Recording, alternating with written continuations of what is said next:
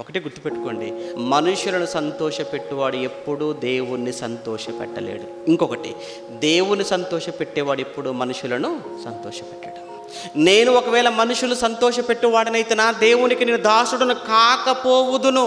ఇప్పుడు నేను ఎవరిని సంతోషపెట్టడం కోసం ఏదో చేశాననుకో, నాకు ఏమొచ్చింది? పోనీ నాకేదో ఒక పదవే వచ్చింది, పరలోకం అయితే రాదు కదా. పదవులతో పరలోకం అనుకుంటే హత్యలు చేసుకునే వాళ్ళేమో మన వాళ్ళందరూ, ఇంకేదేదో చేసుకునేవాళ్ళు. కానీ నిజంగా దేవుడు పదవులతో కాదురా, పనితో అన్నాడు. అది కూడా నన్ను సంతోషపెట్టండి, మనుషులను కాదు. మనుషులు సంతోషపెట్టడం చాలా సులువు, దేవుని సంతోషపెట్టడం మనుషులను సంతోషపెట్టినంత తేలికైతే కాదు.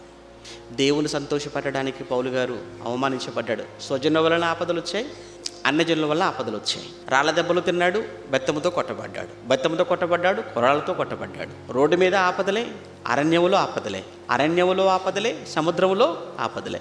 ఎందుకయ్యా ఇన్ని ఆపదలు అని అంటే, నేను దేవుణ్ణి సంతోషపెట్టాలనుకుంటున్నాను కనుక. ఒకవేళ ఆయన కూడా మనుషులను సంతోషపెట్టాలనుకుంటే ఈరోజు అసలు క్రైస్తవ్యం ఉండేదా అన్న అనుమానం కలుగుతుంటుంది. ఈరోజు ఈ పత్రిక లేకపోతే మనకెక్కడదండి బలం?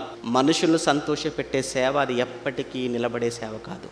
దేవుని సంతోషపెట్టే సేవ పడిపోతున్నట్టుగా అనిపించిద్ది, కానీ బలమైన వేళ్ళుండటం వల్ల మరలా నిలబడుతుంది.